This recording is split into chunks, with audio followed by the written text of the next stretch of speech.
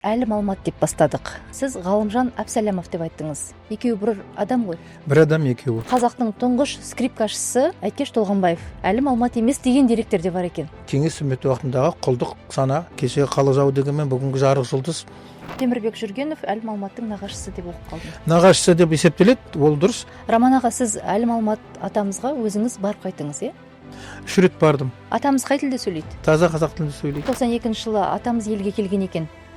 Одан кейін көшіп келуге мүмкіндік болмады ма? Мүмкіндік болды.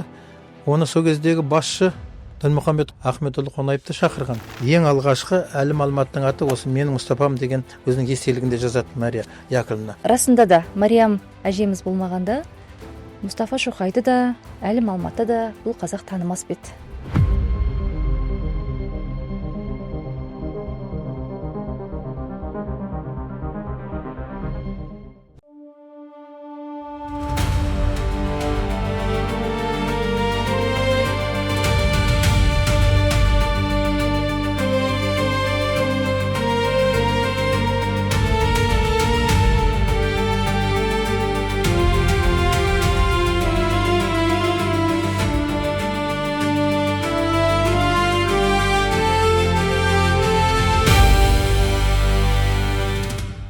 Армысыз ағайын, бұл аманат. Бұл жерде біз өмір туралы сөйлесеміз.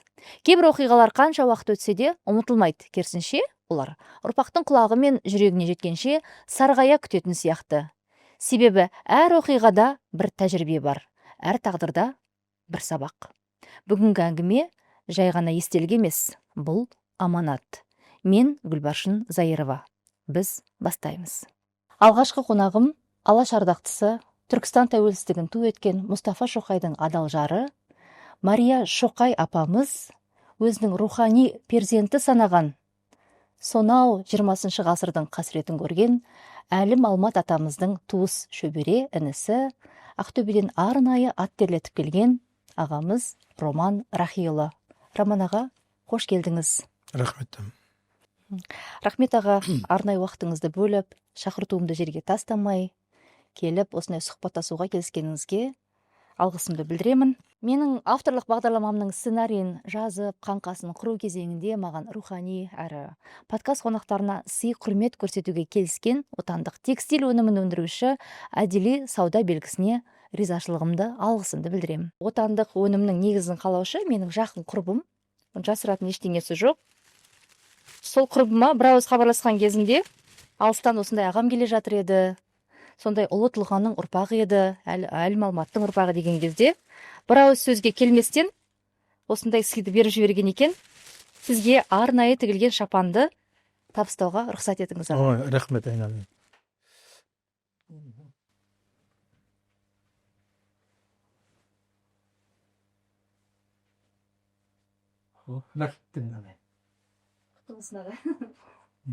Рахмет. Енді біріншіден мынау осындай шақыру алып құрмет көрсеткеніңізге рахмет.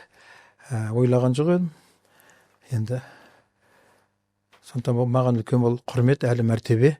Бір жағынан енді өте бір сондай кейбір жағдайда бәріміз байқай бермейтін елеусіз тұлғалардың бірі болып қалатын сияқты еді.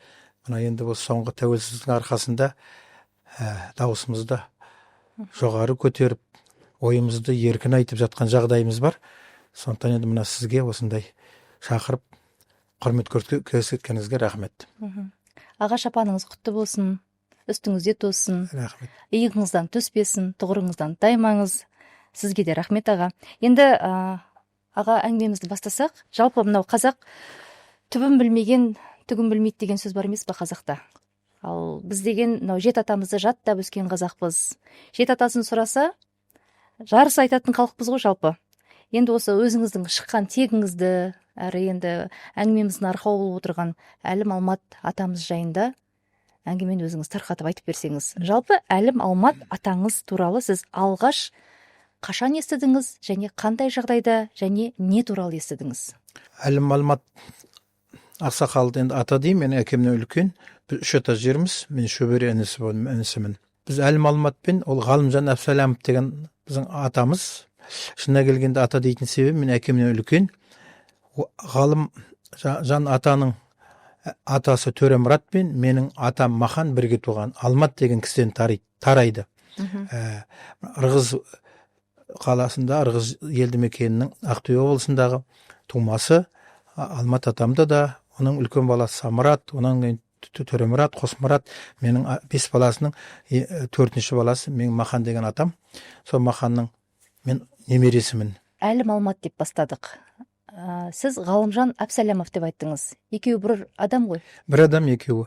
Енді ол есімі өзгертілген. Ол өзгерткенде, ол кісінің былайша айтқанда, қазақша айтқанда азан қойған аты Ғалымжан, әкесінің аты Әбсәлям, атасының аты Төремұрат. Ол кісі енді сол Қалымша деген әжемізден туған, оның 3 бала бар. Байзолла Әбсәлямов деген Ақсақал ағамыз 11-ші жылы туған, қазақтың алғашқы кинооператоры 93-ші жылы өлді. Сосын Патима деген апайым болды, Бәтіш дейміз, 16-ші жылы туған, 95-ші жылы өлді. Ол кісінің енді Патша апамның жақындығы, енді былай қараған сізге Ұзақбай Құлымбеттің жақын інілерінің келіншегі болған. Сол Ұзақбай Құлымбет ұстағаннан кейін ол кісінің жаңағы жездемізді де, ол кісінің де халық жауы деп, сол көп жыл қиындық көрген Патима деген апамыз, Бәтіш дейміз, 95-ші жылы өлді. Содан кейін ең кішісі сол Ғалымжан, шын аты Әбсәлямұлы, Әбсәлямов, мына Ақтөбе облысы Ырғыз ауданының жаңағында туған, Қарауға деген жер бар, Ырғыздан 22 шақырымдай жер. Сол жерде Алмат ата қонысы деген бар, Қарауға деп аталады. Қазір Алмат мавзолей деген мавзолей тұрғызылды осы халықтың арқасында, осы мемлекеттің арқасында қайттан. Сол жерде туған, өзінің сөзі бойынша 17-ші жыл туғанмын, сәуір айының басында деп айтқаны бар, Қарауғада деп. Соған енді біздер сол 2017 жылы атамыз 100-ге толғанда сол 7-ші сәуірде сол біз Истанбул қаласында сол кісінің 100 жылдығын тойладық. Енді ол кісі... Сіз бардыңыз ғой? Өзім бардым, тумаларды ертіп бардым. Ол кісінің енді шынына келгенде жаңағыдай қалай өзгерттіңіз деп мен де сұрадым, енді әртүрлі жағдай болады ғой. Енді ол кісі жаңағыдай тұтқында болған, 36 жылдары қазақ өнерінің Москвадағы 10 күндігіне қатысқан, Темірбек Жүргенов ұйымдастырып, Ахмет Жұбанов, Қуанұлы Жұбанов бастап барған. Менің 2 атам қатысқан. Біреу әкем туған ағасы Абыл Маханов деген оркестрде ойнаған домбырашы, мына Қамбар Медет деген ақсақал бар, екеуі жақсы сыйласқан. Содан кейін мына скрипкада ойнаушы 19 жасар Әлім Алмат деп жүрсіздер, Ғалымжан Әбсәлямов. Суреттері де бар түскен. Енді айтайын деп отқаным, сол енді сондай тұтқынға түскеннен кейін әртүрлі жағдай болады ғой. Сол тұтқында болған, сол тұтқыннан кейін енді әртүрлі жағдай қазір айтармыз. Сонымен әйтеуір 43-ші жыл алғаш рет сол жаңағыдай тұтқыннан еркіндік алып, тұтқында болғанмен де сол Берлин консерваториясына жаңа Мария Яковлевнаның көмегімен, сонда азаматтардың көмегімен, бір неміс офицері көмек берді дейді. Неміс дегенмен біздер енді оларда үлкен ұлы халық қой, енді өнерді бағалайтын, сол мына кісінің жақсы музыкант екенін біліп, сол жаңағыдай сол алғашқы рет сол Берлин консерваториясына түсуге мүмкіндік береді, дайындалады деген сияқты. Сол уақытта енді түрлі қиын жағдай ғой ол енді. Сондықтан енді өзінің атын Ғалымжан атын Әлім дегенде түріктер тілі келмегесін Әлім деп айтатын еді дейді. Сонымен Әлім деп өзгерткен. Сосын фамилиямды ұлы бабамның аты қалсын деп Алмат деп Алмат алған. Атасының әкесі Алмат атамыз. Біз сол Алмат атаны тараймыз. Алмат атасының есімін сақтау үшін Алмат деп ауыстырған, е? Енді ол кісінің тағы бір көрегенділігі менің ойымша. 52-ші жылы ма, 52-де үйленіп, 54-ші жылы туған Төре деген баласы бар. Иә. Төре енді қазір бар, шешесі Қырым татары дейді. Енді біздің түсінігімізше ол кісіні Еділ деген апайды көрдім. 1992 жылы, 2005 жылы қайтыс болды. Айтайын деп отқам, бір баласы бар. Енді оның Төреден туған бала бар, 2 бала бар. Мұрат, Нел деген. Нел дегеніміз қыз бала. Ал Мұрат деп енді екеуін қосқанда жаңа атамыздың енді өзінше көрегендігі шығар. Енді шетте жүргесін жаңағыдай қиын жағдайлар болды. Көптеген азап көрген, қиындық көрген, Турцияға барғаннан кейін де күн көру қиын болды дейді. Сол айтайын деп отқаным, өзі Әлім Алмат болып фамилия алғанмен, баласының атын Төре деп, немересінің атын Мұрат деп қойған. Екеуін қосқанда Төремұрат деген өзінің атасының аты шығады. Қазір Төре Истанбулда, Мұрат Голландияда. Бұны айтып отқан себебім, фамилиясын неге ауыстырды деп. Мүмкін түрлі жағдайлар болған шығар. Негізі басында Ғалымжан Әбсәлямов болса, қазір кейінгі ұрпаққа Әлім Алмат ретінде танылып жатыр. Сіздер де Әлім Алмат деп қабылдадыңыздар. Әлім Алмат 1941 жылы соғыстың алғашқы айларында, алғашқы күндерінде тіпті тұтқынға түседі. 1943 жылы тұтқыннан босап шығады.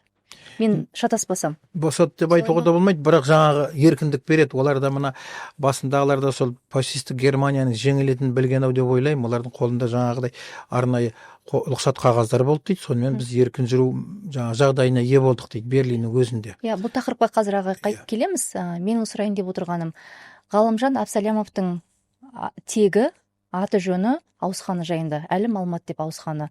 Сіз айтып қалдыңыз, атамның атын өшірмес үшін Алмат деп ауыстырған дедіңіз.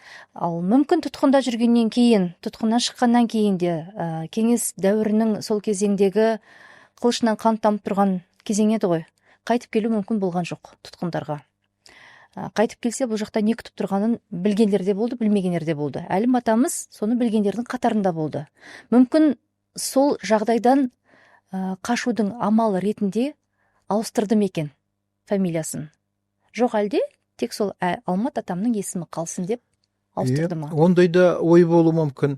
Біздің бәрі өзі ол туралы еш жерде жазбайды. Мен өзім байқағаным, атам енді жаңа сіз айтқандай мықты тағдырдың қиындығын көрген ғой, енді түрмеде көрген, енді жаңағыдай тұтқын дейміз, азап дейміз. Енді мен ол кісімен 3 рет кездестім. Ең көбірек кездескенім 2009 жылы арнайы сондай видео алып барып, бейне аппараттар, атамды бірнеше күн жатып, жаңағы 11 сағаттай түсірген екем. Сонда атамның шыдамдылығы, орнықтылығы, біліктілігіне мен көзім жетті. Жаңағыдай әртүрлі сұрақ береміз, мен енді сонда жаңағы шамалап сақтанатын да сияқты ма, сұрақтарға өте бір сондай орнықты, жақсы жауап береді, білмейтін сұрақтарға жай ғана үндемейді. Сонда мен бірнеше аударғанда ол кісінің шыдамдылығына, орнықтылығына таң қалдым. Енді өмір тағдыры сондай тәрбиелеген ғой деп ойлаймын. Сондықтан мен ол жаңағыдай сіз айтқандай жағдайларда болуы мүмкін ғой. Енді өзіңіз білесіз, қанша адам атылды. Иә. 5.850.000 мыңдай адам тұтқынға түскен екен. Қазіргі біздегі жағдай бойынша 5.700.000 деп есептейді. Соның енді сол тұтқынға түскен адамдардың 1.700.000 ме екен, 1.5 миллиондай түркі тектес халықтар болған. Одан өзіңіз қазір айтылар.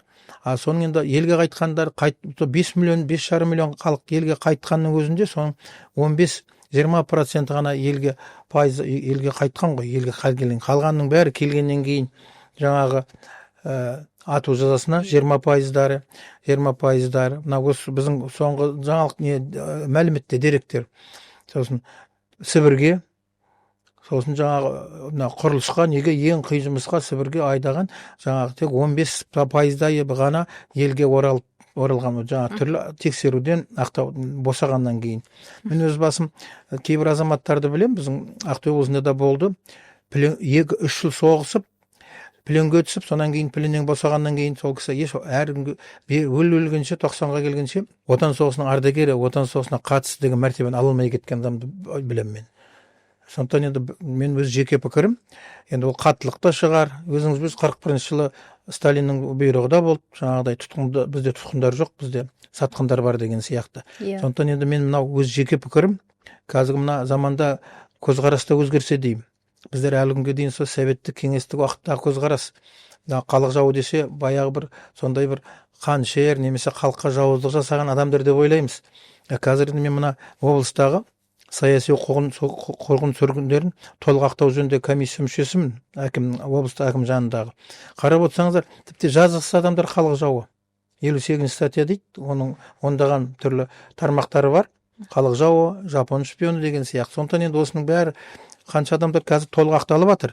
Сондықтан мен жеке пікірім, қолына қару алмаған адаммен сұрады, сөйлестім ғой мен.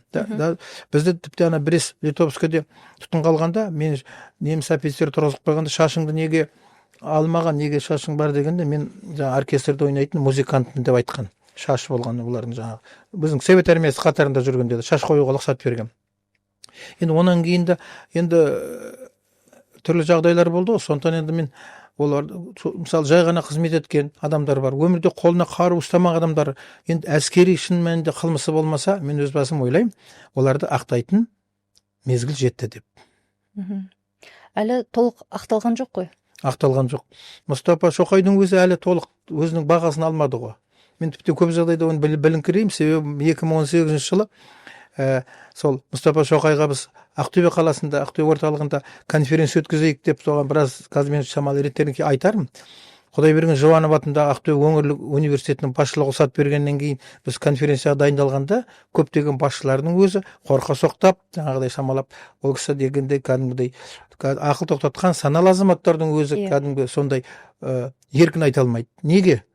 Сонда келгенде кешегі кеңес үкіметі уақытындағы құлдық сана сол уақыттағы жүргізген саясаттың әлі сол ықпалынан шыға алмай жүрген азаматтар деймін, шыны керек, өз жеке пікірім.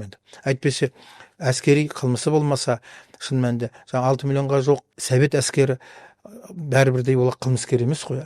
Әртүрлі жағдайда қылмысқа түскен, тұтқынға түскен азаматтар бар ғой, түрлі. Сондықтан олар тиісті бағасын алып, жаңағыдай ақталу керек деп есептеймін. Роман аға, сіз Әлім Алмат атамызға өзіңіз барып қайттыңыз, 3 рет бардым. Соңғы өмірінің соңғы жылдары қай елде тұрды? Ол кісі 3 рет бардым. Ол кісі алғаш рет Ақтөбе облысы Ырғыз ауданына, Ырғыз елді мекеніне мына 92 жылы күзде Алматы қаласында дүниежүзілік қазақтарының алғашқы жаңағыдай құрылтайы болды. Сол уақытта баласы Төре мен Еділ әжемізбен еріп келді. 92 жылы. 92 жылы Әлім Алмат атамыз өзі бірінші келді Қазақстанға. Сіздер іздеп бармай тұрып, өзі бірінші келді. Жоқ, семьясымен келді. Мынау сондағы су, мына қарауыңызға болады. Ырғыздың басшылары сол уақыттағы атамыздың иығына шапан кигізіп жатыр. Ақтөбе облысы Ырғыз ауданы 1992 жылы қазан айы ортада Әлім Алмат. Осы жолы келгенде туыстарының бәрін көрді ма? Туыстарының бәрін көрді. Туыспағанда жаңа қарында апасы бәтішті көрді, біздерді көрді. Енді тап жақын туыстар, шешесі бая 48 жыл өліп кеткен. Жылап жерге топ атам тамына барды, жаңа Алмат тамы дейміз. Енді ол кісі деген, сонда тағы бір айта кететін жағдай, сол болғанда сол музейге барды. Қандай музейге? Ырғызда кәдімгі үлкен музей бар. Көп жерде, көп аудандарда жоқ, жаңа септқан шығар. Ырғыздың бір ерекшелігі шежірелі, киелі Ырғыз дейміз. Сол Ырғызда сол орталық музейге барып, алаш қайраткерлеріне қойған Ұзақбай Құлымбетов бар, Темірбек Жөргенов бар, Тел Шонанұлы бар, мысалы Шонанұлы, Жаман Мұрынов деген ағаларымыз болған, сол бәрі де сол негізгі Аламанов деген ақсақалдар болған, бәрі де сол Ырғыздан шыққан алғашқы Ыбырай Алтынсариннің мектептерін бітірген жаңағы уақытындағы Ырғыздың азаматтары. Бірақ солардың бәрі өкінішке қарай 37 жылдары бәрі бірі қалмай атылған. Енді айтайын деп отқаным, сонда жаңағы маған музейдің қызметкері Бекарыстан Мырзабай деген ініміз айтады, музейдің қызметкері, қазір ғалым, зерттеуші Ақтөбеде тұрады. Темірбектің алдына суретін тұсына келіп, Әлім Алмат атамыз ұзақ тұрып көзіне жас алды дейді. Темірбек Жүргеновтың. Мен осы кісінің арқасында, осы кісінің жәрдемімен, осы кісінің жолда несімен уақытында берген жаңағыдай ақыл кеңесінің арқасында скрипкаға классына түсіп скрипкашы болдым. Сол скрипкамның арқасында мен өлмей қалдым деп жаңағы суретін сипап көзіне жас алды дейді. Мен де бір кітаптан оқығам, Әлім Алмат соғыс жылдарында тұтқынға түскенде де осы скрипкам мені аман алып қалды деп жазған, өзімде оқыған болатынмын. Қалай музыкант болдым деген сұрақты мен де бердім ол кісіге. Сонда айтты, мен 14-15-ге келгенде 100-дің үстінде күй білдім дейді. Ән, күй. Табиғатында ол кісінің шын мәнінде жаңағы музыкаға деген, әнге деген, былай орысша айтқанда слух дейміз ғой. Мен соның бәрін жаңылыспай тартатын едім дейді. Сонан кейін бір жағдайлар болып, жаңағыдай елде жамандық, қиындықтар бастағанда Пайзалы атам ертіп, мені сол неге Ташкентке апарды дейді. Ташкентте сол уақытта Темірбек Жүргенов жұмыс жасаған. Бұл жерде айта кетуіміз керек, Темірбек Жүргенов лайықты бағасын алып жатыр ғой, бірақ көп адам біле бермейді. Біздің қазақта 3 мемлекетте министр болған жалғыз қазақ Темірбек Жүргенов. Тәжікстанда, Өзбекстанда, Қазақстанда. Даже кейде өзбек ағайындар айтады дейді, енді мен өзім барған жоқ, барғанда. Егер Қазақстанға бармағанда, оны ешкім ұстап бермегенде Темірбек Жүргенов тірі болады деп. Өйткені Өзбекстаннан ауысқан ғой бері қарай 33 жылдары. Енді айтайын тұрғаным, сол 30 жылдары мекен сол неге барған атамыз Әлім Алмат Пайзалы екеуі Ташкентке барған. Ташкентке барғанда 2 күн Темірбек үйінде жаттық дейді атам. Соны Темірбек ақсақал звондап жатақханадан орын алып берді дейді. Соны сұраған, кім болғың келеді деп.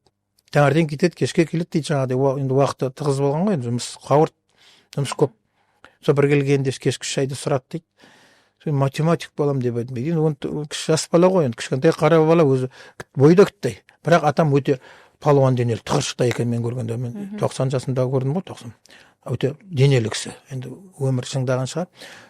Мен математик болғым келеді деп айттым дейді.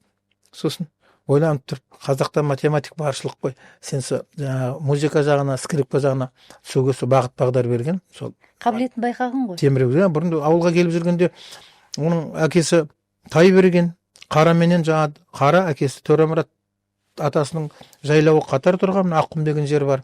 Негізі туыстық қатынастар бар. Туыстық қатынастар бар, бәрібір біз енді Шөмекей деген рудан тараймыз. Енді олар Сарғасқа дейді, біздер жаңағы соның Бекет деген аталған тараймыз. Бір ақпарат көздерінде Темірбек Жүргенов Әлім Алматтың нағашысы деп оқып қалдым. Нағашысы деп есептеледі, ол дұрыс. Бірақ туған нағашысы ол кісінің Тоқа, Өтебай Қанақин деген жазушы бар ғой. Өтебай Қанақин деген сол біздің Шөмекейдің бір тармақ аталығынан сол кісілерге ағайындығы бар.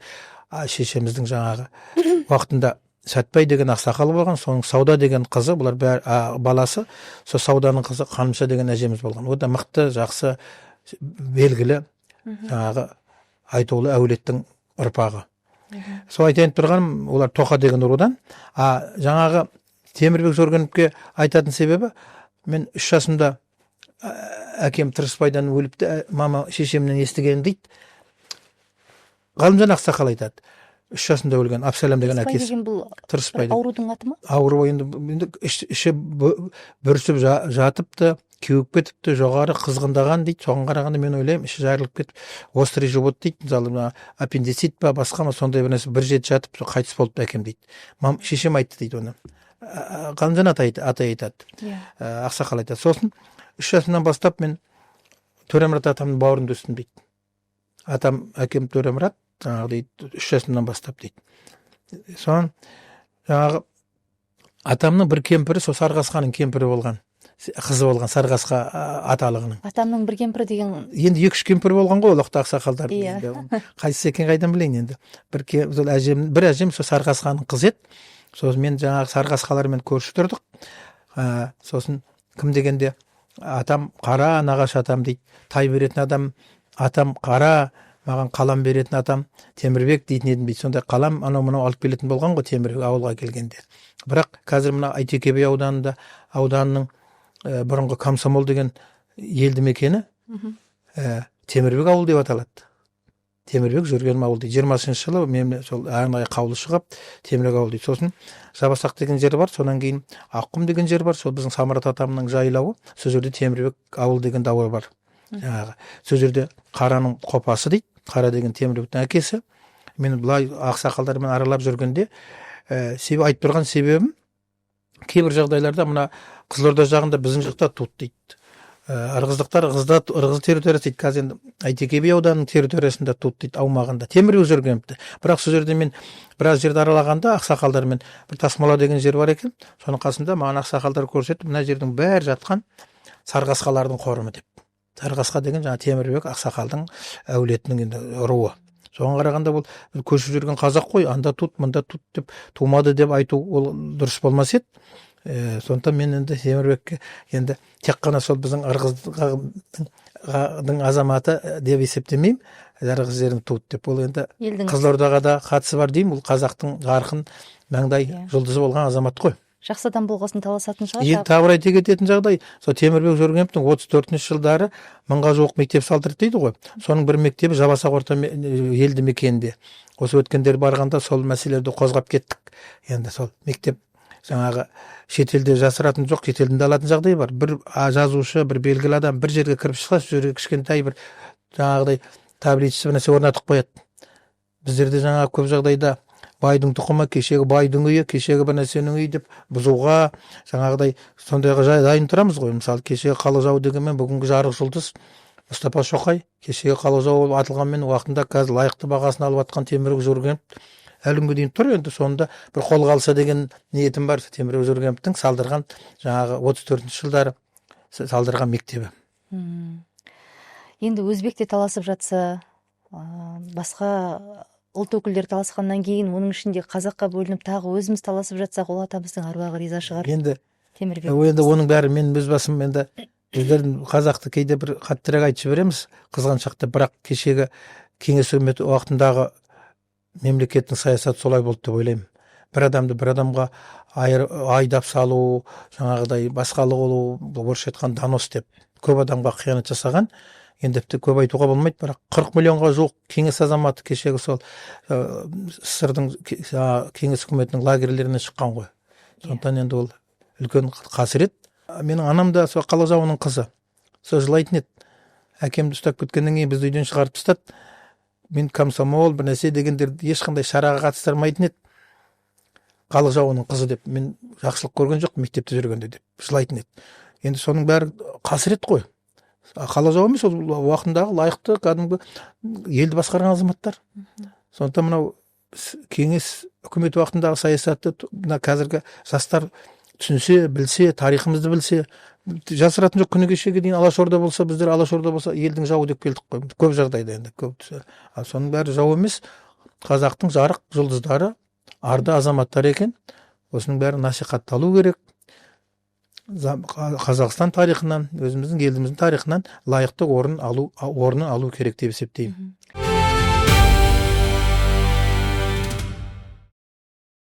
Атамыз қай тілде сөйлейді? Қазақ тілінде сөйлейді. Таза қазақ тілінде сөйлейді.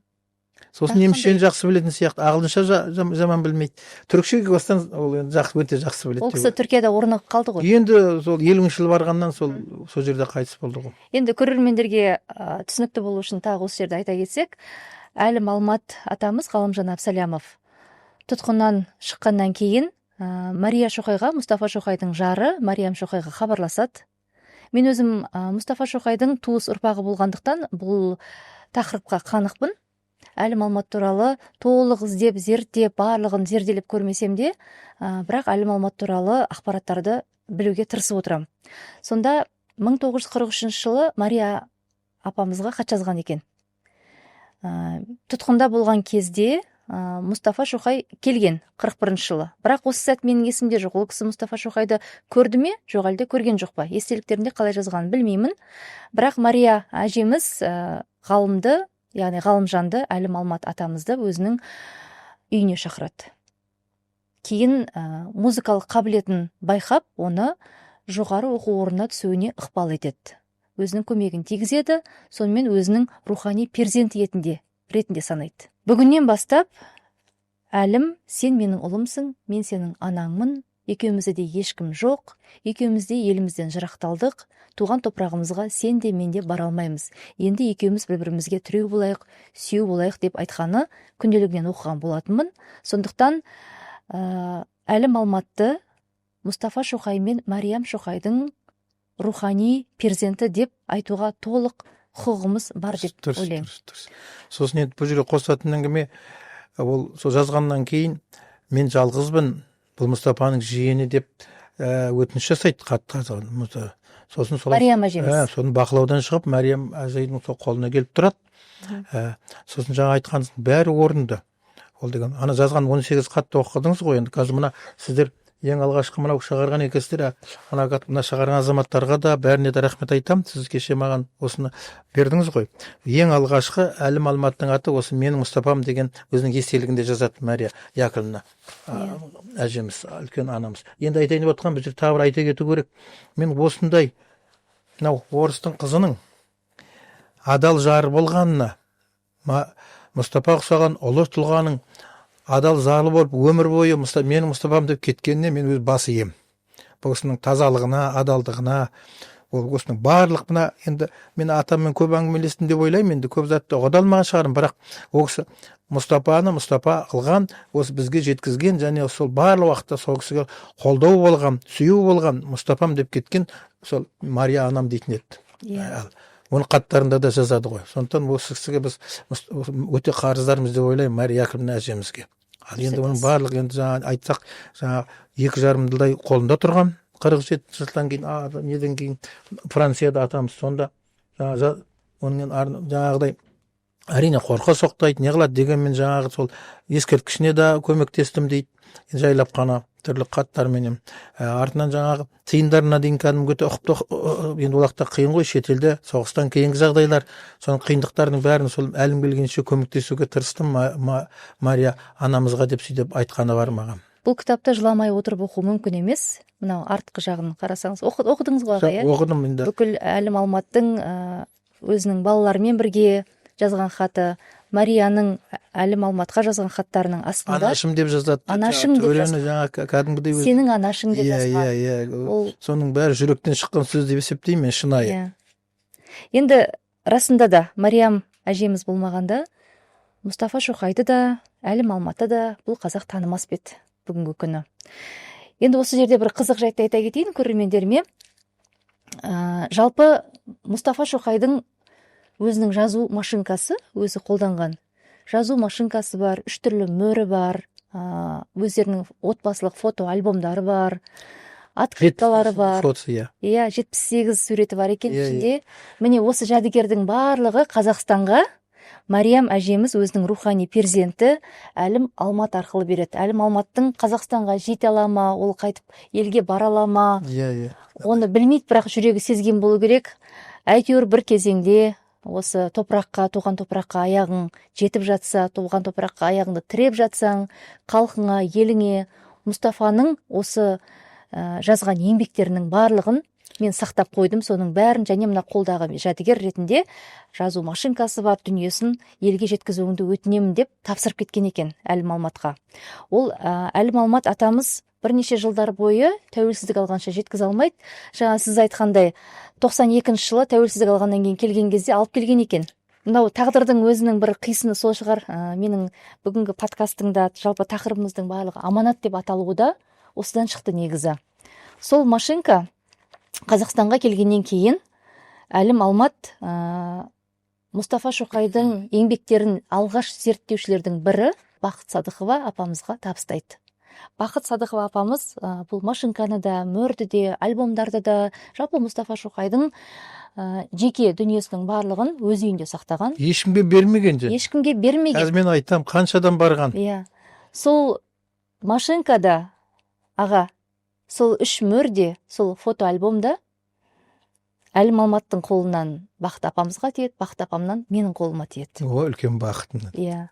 Дұрыс. Мен ол дүниенің барлығын отбасында жай ғана өзінің шаңырағында ұстауға болмайтындығын түсінемін әрине, дегенмен сақтауға тырысып бақтым. Бірақ оның негізгі өзінің баратын орны мұражай болу керек. Мұстафа Шоқай атында ешқандай мұражай болмағандықтан Бақыт Садықова сондықтан бермеген ешкімге. Мен сіздің бір сұхбатыңыздан естіп қалдым өткенде. Сіз сұхбат беріпсіз жас жігіттерге, осыдан 7 жыл бұрын ба, 9 жыл бұрын берген екенсіз. Сонда Әлім Алматтың менің Мұстафа Шоқайдың машинкасын және мөрін апарған едім. Бақыт Садықова деген қазақ қызына берген едім. Ары қарай сол музейге өтті ма, көрдің бе деп сізден сұрапты. Сіз оны әлі музей көп, мүмкін біреуінде бар шығар деп жылы жауап қойған екенсіз. Ол кезде бұл альбомда, машинкада өтпеген болатын, себебі арнайы мұражай болмағандықтан. Мұражай 2021 жылы Астана қаласындағы 51-ші Мұстафа Шоқай атындағы мектеп гимназиясының ішінде ашылды. Сол музей ашылған күні, біз естіген күні, Бақыт апамызға барып, сол музейдің меңгерушісі Салтанат Сексенбайқызы екеуміз Бақыт апамызға барып өтініш жасадық. Қолымызда қағазды көрсеттік. Міне апа, Мұстафа Шоқай атындағы мұражай ашылды. Сіз уәде берген екенсіз Әлім Алматқа. Сонда маған Бақыт апама дәлел ретінде көрсетуге сіздің жаңа берген сұхбатыңыз арқау болды. Сол сұхбатты мен көрсеттім Бақыт апама. Міне сіз уәде берген екенсіз. 22 жыл ұстадыңыз. Әбден шаң басты, өзінің орнын таппады. Енді өзінің орны табылды. Бізге берсеңіз апарып өткізейік дегенде, сондай шын ілтипатымен, ықыласымен апамыз бізге берді. Ол машинкада, 3 мөрі де, сол Мұстафа Шоқай атындағы мектептің ішіндегі мұражайға өтті. Аманаты орындалды. Аға, сізге айтылған, атаңыздың айтқан аманаты. Енді бұл жерде мен қосып айта кеттім келеді. 92 жылы келгенде музейдің жаңағы басшысы, сол жердегі азамат Бекарыстан Мырзабайға адам алғашқы рет менде сол Мұстафаның Мария Яковлевнаның аманаты бар, Мұстафа Шоқайдың жаңағы айтқан азаттарының бәрі менде деп сөйлегенде біз қуандық дейді. Шынында. Енді 96 жылы алады Бақыт Исайынқызы. Садықова 96 жылы береді. Оған дейін ол атамызда сақталады. Сонда 92 жылы атамыз елге Ырғызға барғанда сол Айтады. Енді мен сізге айтайын, тарихи бұның бәрі фактілер. Сонда мен соны алдым да, сонан кейін қуанғаным сондай, Әбу Тәкеновке хабарластым дейді. Кеңес Нұрпейісов хабарластым дейді. Жаңағы Мырзабай айтады. Сол төртеуміз кәдімгідей қуанып отырдық дейді. Көшім ағайға хабарластым дейді. Көшім Есмағамбетовке. Осының бәрі ана Көшім Ақсақалдың, Көшім Ақсақалдың Есмағамбетовтың 38 жыл туған, 16 жылы қайтыс болды 2000. Сол еңбегі деп сөйтіп айтты. Бұл жерде мен әдейі айта кеткім келеді. Көп нәрселерді істеген осы Мұстапа Шоқай жайында Көшім Ақсақал Есмағамбетов 12 томдық жазды. 12 томдығын жазған. Сосын әлемнің 8 мемлекетінде болған, 8 қалада қай жерде Мұстапа болды, соның бәрін сол кісі тікелей күнделік жазған. Ол күнделік әлі семьясында болуы мүмкін, алу керек оны ресми түрде. Көшім ағаның. Көшім ағаның. Сонан кейін Көшім Ақсақал сол жаңа Қасым Бегмановқа екен, Қасымхан Бегманов осының бәрін баяндап бердім дейді. Сонан кейін барып жаңа Қасым Азамат енді Бегманов ары қарай жалғастырған деп ойлаймын. Мұстафа жолы деген деректі фильм түсірді, экспедиция. Шынына келгенде енді кім ананың еңбегі көп, мынаның еңбегі көп деп айтпаймыз. Бәрі қазақтың сол Арда ұлының Мұстафа Шоқайдың атын сол шығаруға жолындағы еңбегі ғой. Сондықтан Көшім ағайдың да еңбегін бұл жерде айта кеткен дұрыс деп есептеймін. Әрине аға. Ал 96 жылы Екібастан атам жаңағы Бақыт Исайынқызы Сыздықоваға берген. Менен барған сайын сұрады. 2009 жылы барғанда сұрады, сонда қойды ма, музейді көрдің бе деп. Ата иә деп жаңағыда енді мұқият жауап беруге тырыстым, бірақ көп мәліметтерді сұрадым. Енді аға, кеше өзіңіз күні кеше Алматы қаласында сол Бақыт Исайынқызымен кездестіңіз, таныстыңыз. Қандай сезімде болдыңыз? Мен енді сіз маған сөйлескенде ол кісі үлкейді дедіңіз, енді сондай үлкейіп былай қиын да болуы мүмкін сөйлеуге дегенмен, мен бір ақ мақсатым сол сондай жақсы апайды, білікті, білімді қазақтың қара қызын еңбек еткен көп адам қазір білмеймін, лайықты бағасын алады деп те ойлаймын мен. Мен жеке пікірім енді алып жатқан шығарсыз осыған міне апалап жүрсін, қазір жағдайы жақсы, дегенмен сол кісінің еңбегінің өте зор деп есептеймін. Жаңағыдай дәрігерлер болмаса, жаңағыдай шын мәнінде Мұстапаның өзінің пайдаланған бабамыздың сондай заттары қолымызға тимесе, ол шамалы кемшін болып тұрар еді. Жаңа қолға тигеннен кейін ол шын мәніндегі енді ол өте бір бағалы зат деп ойлаймын. Сондықтан кеше мен өзіміз екеуміз сізге де рахмет, үлкен бір тарихи сондай жақсы сәттерді орындадық деп ойлаймын. Негізгі мамандығыңыз дәрігер.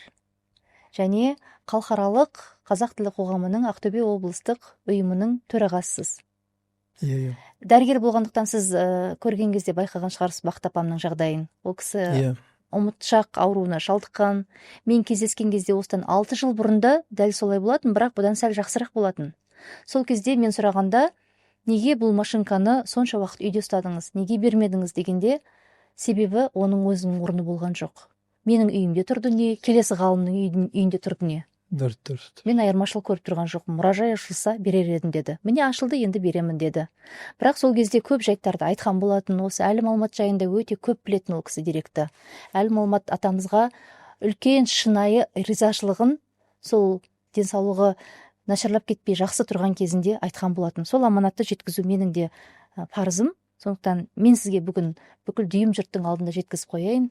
Бақыт Исайынқызының бұл машинканы сіздің атаңыз, туысыңыз Әлім Алматтың, менің атам Мұстафа Шоқайдың жәдігерін алып келіп жеткізіп, оны қазақ еліне толық жеткізе алмаған себебі Бақыт апамыз сондай дертке ұшыраған болатын. Сосын мұражайдың ашылғанын күткен болатын. Енді екеуі де орындалды. Сондықтан дәл бүгін көрермендердің алдында жүзіміз жарқын, аманатты, орындаған парызымызды өтеген перзент ретінде еркін сұхбат жасап отырғанымызға тәуба деймін аға.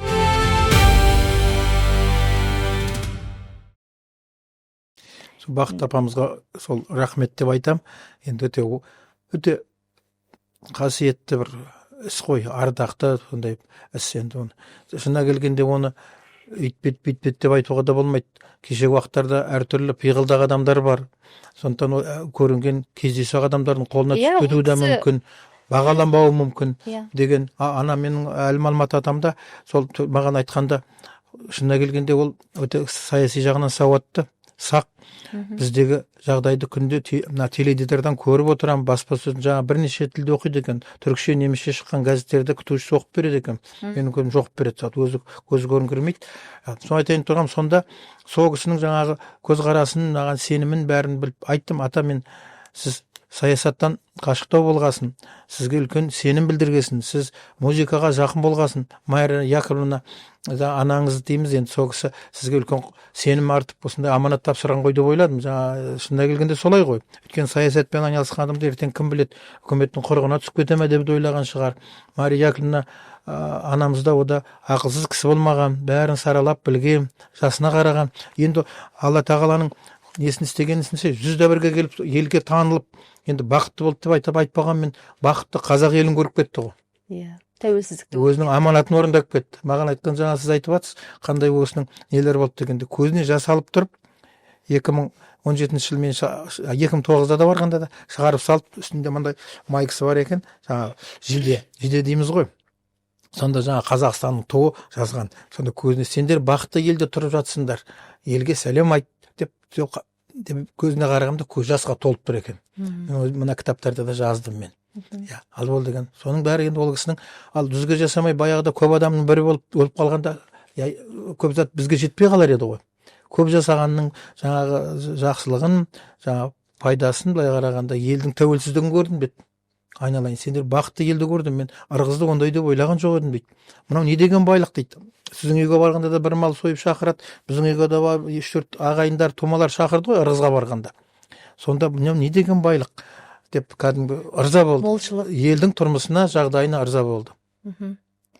Енді Мұстафа Шоқайдың ұрпағы ретінде менде, яғни сіздің атаңыз Әлім Алматтың қолымен Қазақстанға, қазақ еліне Мұстафа Шоқайдың отбасылық альбомы жетті, Мария Шоқайдың беруімен. Ол альбомда жақында Астана қаласындағы ұлттық музейге тапсырылды. Сонымен аманат орындалды аға. Дұрыс болған, дұрыс. Парызымыздан сіз де, біз де Мария әжеміздің алдында да, Әлім Алмат атамыздың алдында да парызымызды өтедік деп есептеймін. Енді жаңа айтып қалдыңыз ғой аға, өте сақ кісі болған деп атаңызды. Тағдыр, кезең солай адамды тәрбиелейді ғой. Қазақ айтпаймын, аузы күйген үріп ішер деп. Сол сияқты жеген таяғы, мен бұндай өмірге жетем деп ойлаған жоқпын деді ғой. Кәдімгідей қолымды қысып тұрып. Не деген енді? Енді тәуелсіздік алғаннан кейін 92 жылы атамыз елге келген екен. Одан кейін көшіп келуге мүмкіндік болмады ма? Бұл өте орынды сұрақ. Мүмкіндік болды. Оны сол кездегі басшы Дінмұхамед Ахметұлы Қонаевты шақырған. Мен мына үлкен көк кітапқа кіргіздім. Осында Сайын Балмұхамед деген ақсақал бар. Уақытында онколог, шет тілін жақсы білген.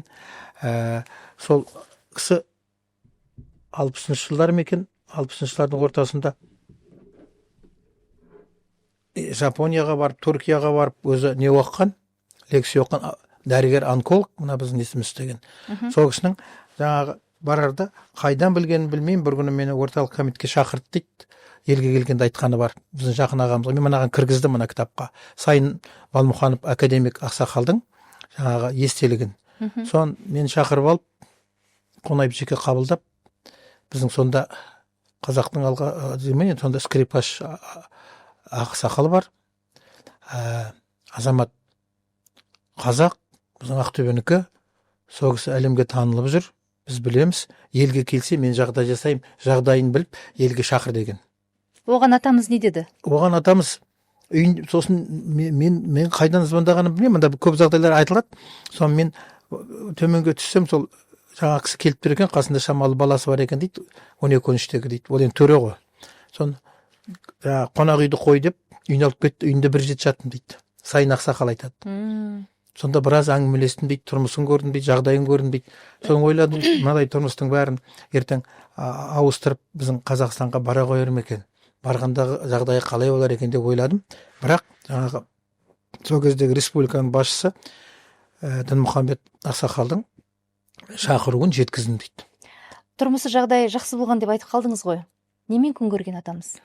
Атам өзі пенсиясы жақсы болған, пенсияға шыққан. Сосын Түркия азаматы ретінде. Түркияның азаматы. Оған дейін қандай қызметте жұмыс жасады? Ол 25 жыл бұл кісі Стамбулдағы симфонический оркестр деймін, симфониялық оркестрде бас скрипкада ойнаған 25 жыл. Құрметпен пенсияға шыққан. Мынау менің өзім жинағым, мен ата баба туралы Алаштың Алматы мен Самарат деп ата бабам туралы үлкен осы жинақтап шығарған кітабым еді. Міне осында мына Көшім Есмағамбетовтің Арыс баспасынан 2019 жылы шыққан кітабы бар, Түркістандық әскери тұтқындар кітабы деген. Иә, сонда соның жаңағы беттерін санағанда былай деп жазады, бір бетін ғана келтірейін. 1944 жылдың 10 мамыры күні Австрия астанасы Вена қаласында Вена опера және балет театрында Қазыбековтың Ұлы адамның арманы атты Сырымдатовтың азаттық күресіне арналған 2 актілі спектаклі қойылады. Осы спектакльдің музыкасын Вена консерваториясында оқып жүрген Ғалымжан Әбсәлямов пен Әйткеш Толғанбаев жазған.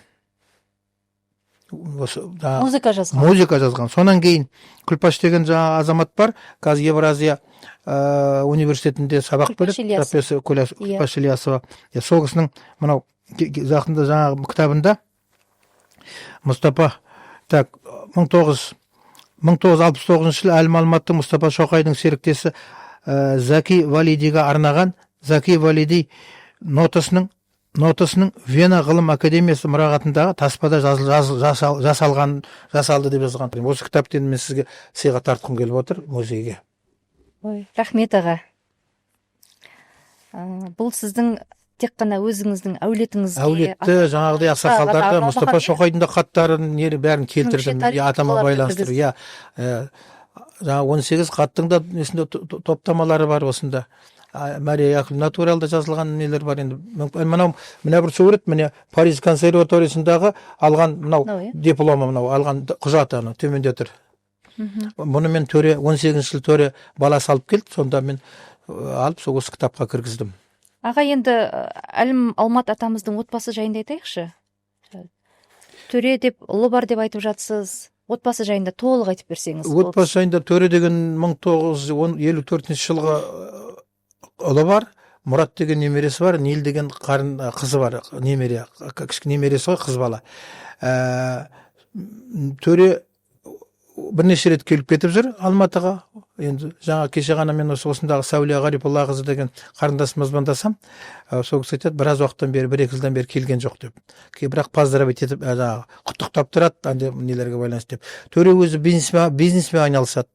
Қай елде тұрады? Стамбулда тұрады, Түркия қаласында тұрады. Ана баласы кім? Төре мырзаның баласы Мұрат Голландияда тұрады.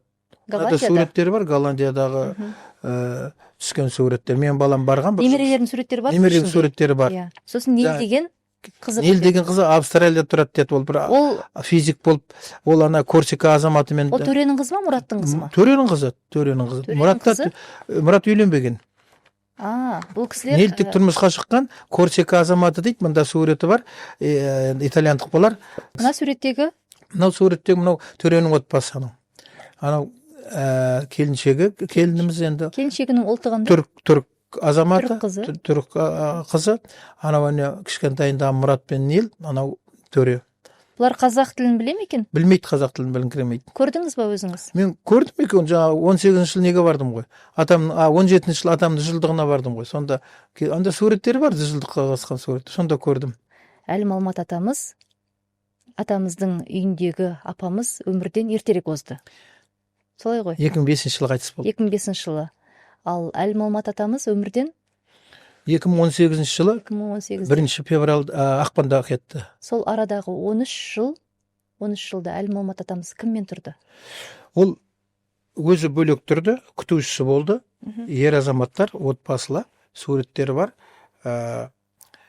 Артынан енді ол үйді сатып жіберді дейді Төре. Бірақ сонда жаңағы арнайы бөлмесі бар, тамақ ішетін жері бар. Неге балаларымен тұрмаған? Балаларым бөлек тұрды. Енді солай өзі болған шығар, енді барлық жағдайы бар. Үйдің алдында үлкен бассейні бар. Мен барған жылдар. Әлім Алматтың өзінің шешімі ғой? Шешімі шығар, солай. Енді мен оларға енді ол мен шыны керек басқа ортада өскеннен кейін көп қанша туыс биологиялық жағынан туыс дегенмен сізді ұқсап еркін сөйлей алмайсың. Басқа ортада өскен адам бірінші уақыттарда ол кісі менен шамалап былай сынай қарағанын байқадым. мен де ол кісіге сынай қарадым. Содан кейін шынымды айттым, мен енді саясатқа еш нәрсеге не қылмаймын ата. Сұрақ, көптеген сұрақ берем. Сонда бірақ жайлы болса, дұрыс болса айтарсыз, болмаса сізге ыңғайсыз болса айтпай ақ қоярсыз дедім. 11 сағат бір жеті жатып, 11 сағат үйінен осындай телесұхбат алғанда. Сонан білемін, соның артынан барып жаңағыдай енді көрдік, таныстық, жақынырақ таныстық. Мен бірінші күні барғанда, тіпті барғанда, ата, мен сізге сәлем берем, сосын қазір мен қонақ үйге барам деді. Қонақ үй деген не деді, түсінбей қалып, говори по-русски деп арқамнан қаққаны бар, сосын гостиница дедім, тақия үй дедім. Олар тақия үй дедім. Ой, тақия үй, мына Мұраттың бөлмесі бар ғой, осында жат деді. Сосын ауылдан тағы әңгіме болды. Ауылдан ырғыздың балығын, жаңағы базардан, неден жақсы жерлерден тары, біздің ойыл деген жерде тары шығады. Тары, ауылдан балық, қазы. Сонда жаңағы алып, күтушісіне бер, татарка бір қарындас бар екен, біздерден кіші, біздер қатары сол уақытта. Алып қой, мынаны мен өзім ғана жеймін деп, тары, ырғыздың балығын, жаңағы, ол қайбір бұл сазан балықтар ғой, ырғызда көп, үлкен бекер емес, бірақ әдеміреп алып бардық.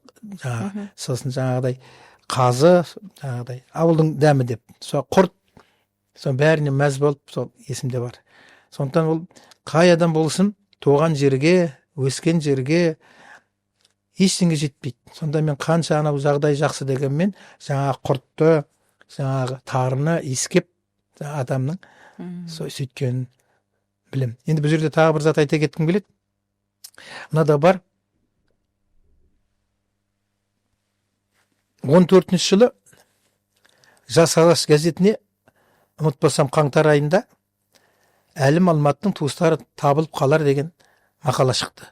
Қарасам, Қызылорда облысы Жаңақорған ауданы Алшынбай Тұртанов деген ақсақал екен. Менің ауылым ғой. Иә, Жаңақорғанда. Жақсы салыс соғысының еңбегін айта кетуім керек. Соғысы жаңа кешегі деймін ғой, енді 18 жыл өткен Ақтөбеде Құдайберген Жұбанов атындағы Ақтөбе өңірлік университетінде өткен жаңағы Мұстапа Шоқайға арналған конференцияға да мұрындық болған соғысы. Себебі аулақта көп адамдар қашқақтады, не қылды, енді бірден шешіле қоймады. Сонда ол кісінің айтқан сөзін айтуға тиістімін. Алшынбай ақсақалдың. Жаңағы, ал сіздер енді, сіздерге Мұстапа Шоқай, Әлім Алмат керек болмаса, мен Қызылордада өткіземін деп айтқан сөзі бар. Сондықтан ол кісінің мына жерде реті келгенде айта кету керек. Соғыс жаңағы сол жердегі қазақтарды жинап, Түркиядағы Стамбулда барғаннан кейін дастархан жайып, алғаш рет мен Әлім Алматпен танысқаным сонда дейді. Осы жерде қазақ ақсақал бар, жасы 90-нан кетті. Мұстапа Шоқайдың мен білет дегеннен кейін тек мен сол кісімен жаңағыдай қызығушылық танытып, әдейі барып сәлем беріп, сосын дастархандас болдым дегені бар. Әлім Алмат атамыздың скрипкасы қазір бар ма екен? Ол енді өте орынды сұрақ. Скрипкасы бар дейді, балалардың төренің үйінде дейді. Мен сұрап, мен ресми түрде соны сұрадым. 18 жылы, жоқ, былтыр емес, алдыңғы жыл ма екен. 23 жылы мен сол Стамбулға барып, семьямен сол төре бізді қонақ қылып сөйтті, сонда сұрадым. Ойланып қалды. Енді оны алып келу ойда бар. Айтуыңыз өте дұрыс. Жалпы ғаламторда ақпараттар көзіне қарасақ, қазақтың тұңғыш скрипкашысы Әйткеш Толғанбаев Әлім Алмат емес деген деректер де бар екен. Сіздің ойыңызша маған беріп жіберіңіз. Кім бірінші скрипкашы? Екеуінің ортасында ешқандай талас жоқ. Мен осыны 2006 жылы Қазақстан Заман деген газет шықты. Сол газет қолыма түскеннен кейін мен анда қазақтың алғаш скрипкашы деп жазған екен. Әйткеш Толғанбаев туралы көлемді жақсы мақала екен. Мен алғаннан кейін бал есіл дертім атама бару болды. Түркияға, Әлім Алматқа. Ана мақаланы оқып айтқанда атама, ой, Әйткеш деген ол талантты, ол деген скрипкада ойнайтын талантты маман ғой, ол талантты азамат қой. Сосын мындай жер, мен таласпаймын оған. Әйткеш елге қайтты ғой. Мен қайтқан жоқпын ғой. Ол лайықты бағасын алды ғой деп сөйдеді. Мен атамның сондай кемеңгер, кәдімгі кең, кәдімгі қазақтың қара баласы екеніне өзім таң қалдым. Ешқандай айтқан жоқ. Аға негізі ұстазы Әлім Алмат қой.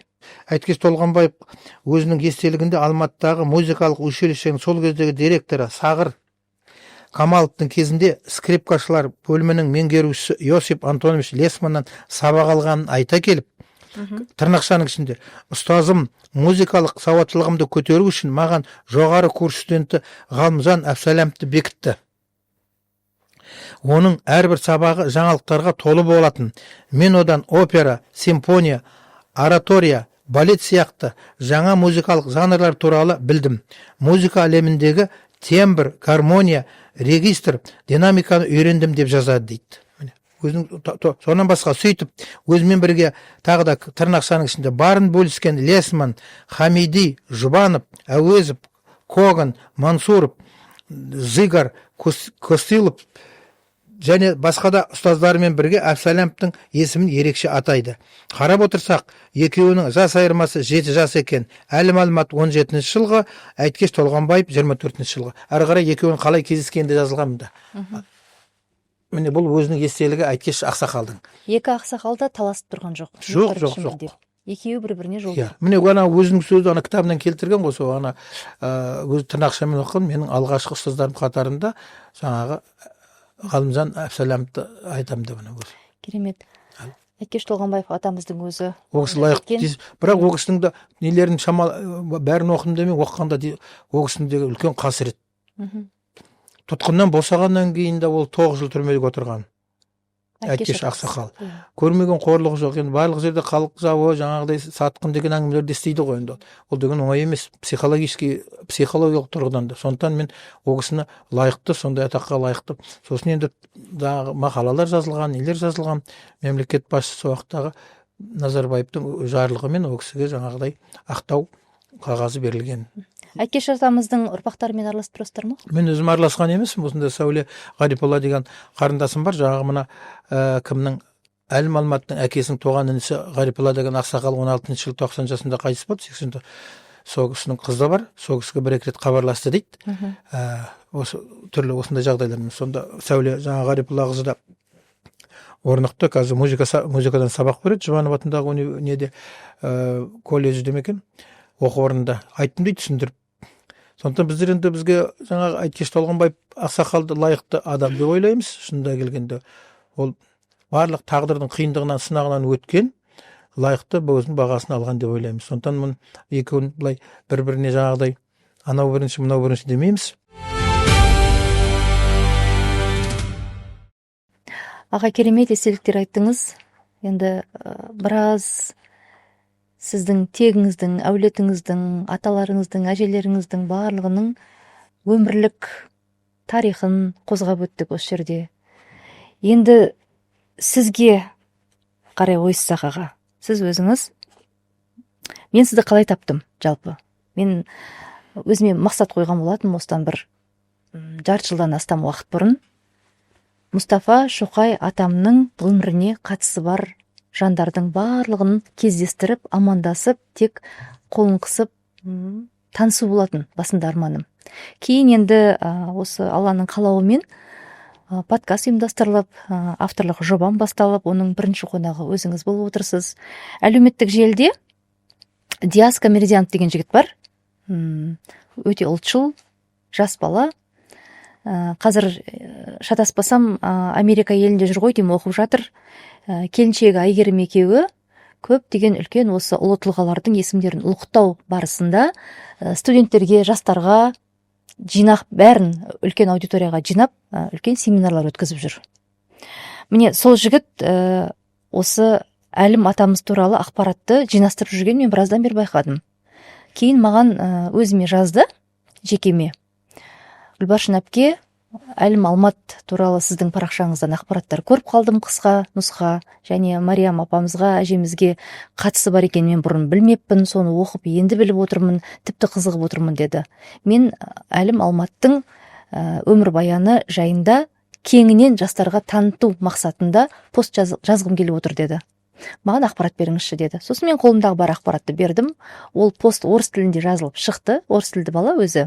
Жалпы мынау біз ұлтшылмыз, қазақпыз, қазақтың тарихын жақсы көреміз деген жандар бір-бірімізге айтамыз. Солай ғой аға, қазаққа айтып жатамыз. Оны орыс тілді ағайындарымыз, өзіміздің бауырларымыз түсінбей жатады кейде. Негізі оларға арнап айтуымыз керек. Сондықтан орыс тілінде қазақ тарихын дәріптеп жүрген жастарға өз басым ризашылығым шексіз, алғысым шексіз. Соның бірі осы Диас інім, Сонда сол жазған әлеуметтік желідегі посттың астында сіздің бір туыстарыңызды көрдім. Есімі шатаспасам Салима болу керек. Салима немесе Әлима Т деп Әлима жазылып тұр шығар. екен. Әлима Т деп жазылып тұр екен. Иә. Мен Әлім Алматтың туысы боламын, туыс шөбересімін деп жазды ғой деймін. Иә. Соны оқып қалып мен сол қызға хабарластым. Роман ағамыз осымен айналысады. Ол кісінің қолына нақты деректер, мәліметтер бар. Бәріміздің басымызды біріктіріп, әулетіміздің осындай тарихын зерттеп жүрген сол ағамыз, соған хабарласыңыз деп сіздің нөміріңізді берді. Мен сізге хабарластым. Енді сізге қояйын деген сұрағым, негізгі мамандығыңыз дәрігер. Иә, дәрігер адамның бұл тәнін емдеуші.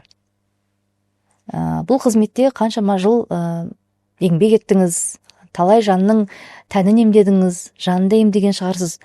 Бұл жерде енді айтпағым, осындай ұлы тұлғаның ұрпағы ретінде жаңа ұлттың жадын емдеу үшін не істей аламыз? Сіз дәрігер болып жүріп, бұл аманат жолын не үшін таңдадыңыз? Әлде бұл жол сізді тауып алды ма? Енді менің әкем мамандығы, әкем деймін, енді мен аға дейтін едім, мамандығы экономист, бухгалтер болды, жоғары қызметтер істеді, тарихқа жақын кісі еді. Бала дастарханның басында болса, ата мен әженің жақсы әңгімесін, ұлағат сөзін, болмаса әке мен шешенің сыйластығын көріп, дастарханның басында шүйіркелесіп әңгіме тыңдау керек дейтін еді. Мен сол көп әңгіме тыңдаған адамның бірімін.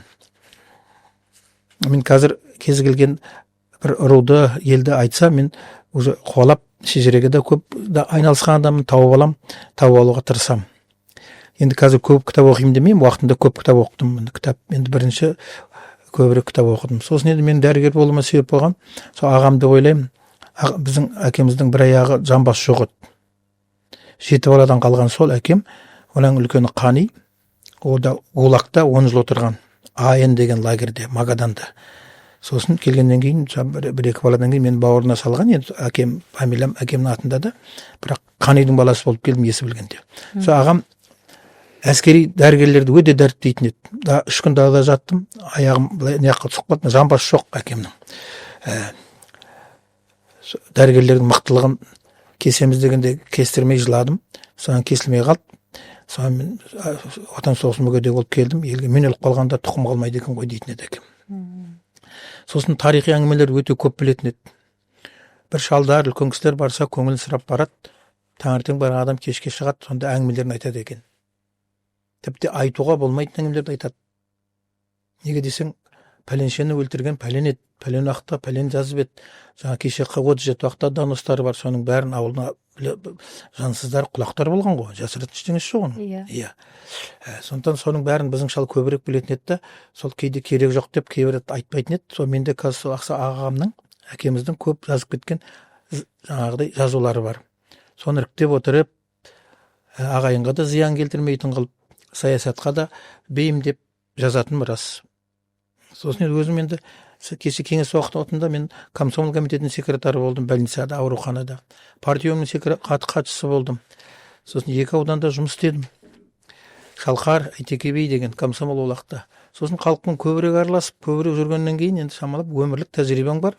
Соның бәрі сол айналып келгенде сондай осындай жаңа тәрбиелейді, қалыптастырады деп ойлаймын. Соның барлығы мына кітапты жазуға алып келді ғой сізді. Енді бұдан да басқа жазған естеліктерім. Қанша кітабыңыз бар? Менің көп кітабым жоқ, осы кітап қой, басқа да бұлар ұсақ-түйек мақалаларым бар, тілге байланысты жазған. Иә.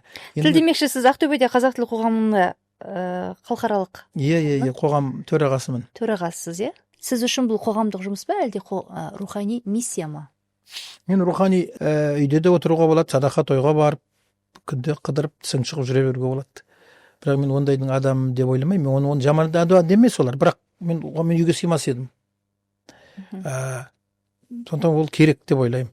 Айтатын себебім, мына жастарды көріп жатырмыз. Қазір ғылым заманы, жасанды интеллект деп жатырмыз.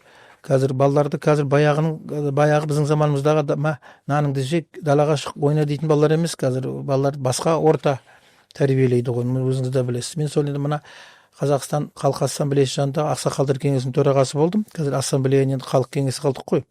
Сосын енді ардагерлер кеңесінің төрағасымын, дәрігерлердің. Өзім мен негізінен жаңағы қоғамдық жеңізде халықаралық қазақ тілі қоғамы Ақтөбе облыстық ұйымының төрағасымын. 5 жылға кетті.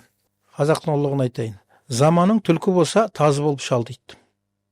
Не қоғамға керек, не қазаққа керек, не елімізге керек, біз бәрін алуымыз керек. Сондықтан осы бағыттағы жұмыстар жүргізіледі деп ойлаймын. Әрине, шамалап кейде мынау емес, мынау емес деп бізге де келіп қаттырақ айтатын азаматтар бар. Бірақ мен өз Ақтөбе облысында тілдік саясат жақсы бағытта жүріп келе жатыр деп ойлаймын. Баяғыда сол Ақтөбе ертеректе бірақ мектеп болған, 6-шы мектеп Ақтөбе қаласында, Ақтөбе облысында, жаңағы облыс орталығында қазақ мектебі. Қазір деген 200-дің үстінде, 290-ға жуық.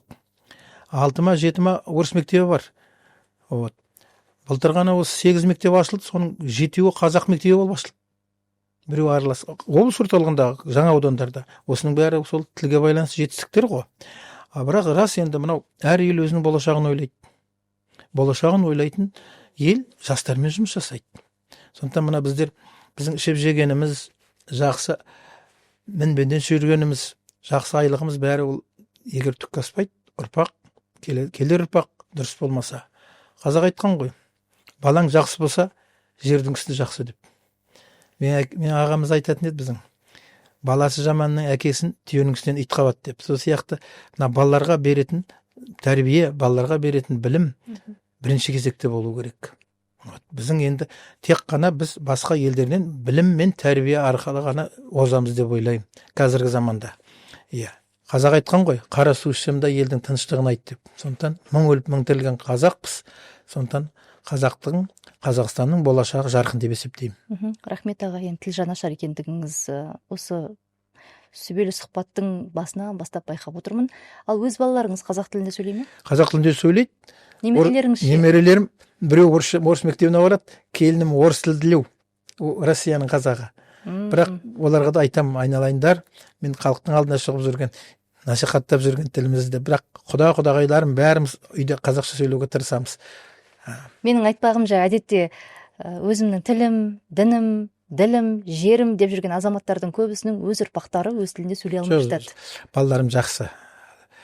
Балалар жақсы, сол балалардың арқасында еркін келіп, мынау сіздердің алдыңызда амандық жағдайда, жақсы жағдайда сұхбат беріп отырмын. Рахмет аға, енді уақытымыз таяп келе жатыр. Қазір енді түйіндесек осы бүгінгі сұхбатымызды өз өміріңізден, көргеніңізден, түйгеніңізден келер ұрпаққа қандай аманат айтар едіңіз? Бір ауыз сөзбен. Бірақ аманат айтам, еңбек ету керек. Еңбек еткен адам жақсыны да біледі, жаманды да біледі. Әке-шешесінің маңдай тер адал еңбегін бағалайды. Тәрбие, еңбек. Тіпті көп айтқым келмейді. Жақында ғана бір жиында бір ақсақал қайта бата бер дегенде, министр бол дейді. Сол шыққасын ақсақалға жайлап айттым. Ата, бәрі дұрыс қой, бірақ министр бол мақсат емес. Әуелі бірінші кезекте адам болу керек. Ең қиын мамандық адам болу. Сондықтан балаларымызға жақсы тәрбие алсын, еңбек етсін деген, білімді, білікті болсын деген ниет білдіремін. Енді бүгін мен сұхбаттың басында айтқан едім ғой. Бүгін жай әңгіме емес, жай тарихқа үңілу емес. Бүгін аманат арқалаған ұрпақтардың өзара кездесуі, үндестігі, екі ұрпақтың, екі тұлғаның арасындағы сүбелі сұхбат деп. Атамнан сұрағанмын, ата бақыттысың ба деп. Тойып ойланып тұрып, көз атып, бақыттымын, көзіндерді көрдім деді. Бақытты қазақ елін көрдім деді. Соның өзі үлкен деді. Ал көп адамдар көп жасағанда жасыратын жоқ. Айналасына ауыртпалық салады, бағатын қағатын жағдайы болмайды. Қарттар үйіне мен барам, сәбилер үйіне барып жүрім. Сонда небір азаматтардың, жақсы жұмыс істеген адамдардың көздерінде жанар жоқ, от жоқ, бетіңе тіке қарай алмайды. Сондықтан мынау біздің тағы да айтам, елдің болашағы, тілдің де болашағы, біздің де болашағымыз жастардың қолында. Роман аға, көп рахмет. Енді сұхбат барысында осы қарындасым мына сұрақты қоймады-ау, осы сұраққа жауап бергім келіп еді деген мен ұмытып кеткен сұрақтар болды ма? Мен сіз ұмытқанда әлі мәлімет қайтыс болғанда қандай жағдай болса қайда қояйық деген әңгіме болды. Сол уақытта мынау сізге ескерткіш болсын деп. Сол уақытта маған көп айтпады да, мен қасымда жүзге толғанда барған мынау Шәріп Кенжебаев деген азамат бар еді, журналист, қазір осында тұрады. Бұл кісі жаңағы Файзолла атамызбен де былай сыйласқан, бір кіреберісте бір неде тұрдық дейді, үйде уақытында былай араласып сыйласқан. Сол кісіге айтыпты, мен егер де бір жағдай болып кетіп жатса, жаңағы Еділ әжеңнің қасына жерлерсіңдер, бірақ Алматы атамның топырағын маған әкелші деп. Сол мына азамат Шәріп осы 20-шы жылдар ма 21-де звондайды, мен сен білет шығарсың Реке, бірақ та маған ашық айтып еді, мен сол сіздің ауылға барып Алмат атаның басынан топырақ алып, осы Түркияға барғым келеді, әдейі сол кісінің аманатын орындауға деп. Соң ойбай жақсы деп, сол мен 22-ші жылдың басында міне анау жазу отыр, мен ауылға барып, атам басынан барып топырақ алып, ол топырақты жай алған жоқпын. Сол жердегі музей директоры, сол жердегі ауылдық округтың басшысы, аудандық дәрігер, бас дәрігер бәріміз өртке түсіп, актілеп, жаңағы өртке түсіп, сол мен топырақты арнайы ыдысқа салып, мына кісіге табыстадым. Сол табыстау мынау сәт. Ол бұл кісі арнайы сол Түркияға барып, Алматқа атасы Алматтың қабірінен топырағын қосты. Аманатын орындадық ақсақалдың. Көп рахмет сізге бүгінгі құнды әңгімеңіз үшін, сүбелі сұхбатымыз үшін. Сізге де рахмет шақырғаныңыз үшін. Елге сәлем айтыңыз аға. Осыдан кейін жүремін енді, қазір жүрмекшімін. Сіз үшін әдейі келдім, реттерін айттым ғой. Қызмет жасаған азаматтарға, барлық сипатыңызға, барлық демеушілік жасаған азаматтарға осындай. Сондықтан көп рахмет. Тек алдағы жақсы күндеріміз көп болсын, көріскенше. Кейбір айтылмайтын осындай дүниелер болады, ұмытылмайтын тарихтар болады, ұмытылмайтын тағдырлар болады. Бірақ дегенмен біз бүгін өз аманатымызды орындадық деп есептеймін. Аман болыңыздар.